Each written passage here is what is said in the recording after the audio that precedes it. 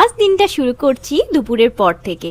ঘুম সেরে উঠে রেডি হয়ে গিয়েছিলাম জিমে যাব বলে। আর এটা হলো আজকের আমার আউটফিট। আসলে সকালে উঠতে পারিনি বলে বিকেলেই গিয়েছিলাম। আর এই টাইমটাতে জিমটা বেশ খালি খালিই থাকে, তাই বেশ ভালো লাগে। সন্ধে হয়ে আসছিল, তাই ওই মোটামুটি 1 ঘন্টার মতো সেদিন জিম করে বেরিয়ে গিয়েছিলাম। আর ওই সময় অগ্নিব এসছিল দেখা করতে, তাই আমরা জিমের পাশেই একটা ক্যাফেতে চলে গিয়েছিলাম। জানো, হলদিয়ায় হাতে গুনে ওই কয়েকটাই ক্যাফে রয়েছে। তবে এই ক্যাফের বেস্ট পার্ট হলো এটা 0 অয়েলে সব আইটেম বানায়। এদের কোনো খাবারের আইটেমে অয়েল ইউজ হয় না, প্লাস প্রাইসও অনেকটাই রিজনেবল। আজ অগ্নিবের পাস্তা খেতে ইচ্ছে করছিল, তাই আমরা অর্ডার দিয়েছিলাম একটা ভেজ হোয়াইট সস পাস্তা আর একটা চিকেন নাগেটস। পাস্তাটা ভেজ হওয়ায় এতে অনেক পনির আর সুইট কর্ন ছিল, আর খেতে কিন্তু খুবই সুন্দর লাগছিল।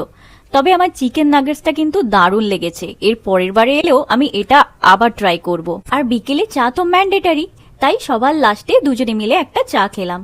তারপর ওখান থেকে সোজা বাড়ি চলে এসেছিলাম। দেন ফ্রেশ হয়ে রেডি হয়ে গিয়েছিলাম, কারণ আমাদের আজকের ছিল সামনের ফ্লাইটেই নিমন্ত্রণ। আর বাবা মা অবশ্য আগেই চলে গিয়েছিল, কারণ স্বাভাবিক আমাদের তো রেডি হতে অনেকটাই টাইম লাগে। আর নিচে গিয়ে দেখলাম তখন ষষ্ঠী পুজো হচ্ছিল। আসলে রাতে ষষ্ঠী পুজো আর তার নেক্সট দিন ছিল অন্নপ্রাশন। আর সেদিন রাতে ওখানেই ছিল খাওয়া দাওয়ার ব্যবস্থা। দেন খাওয়া দাওয়া স্টার্ট হতে সবার ফার্স্টেই খেতে বসে গিয়েছিলাম আমি, মা আর বাপি বোন। আর সেদিন রান্নাটাও কিন্তু খুব ভালো হয়েছিল। So that's it for today. দেখা হবে নেক্সট ব্লগে।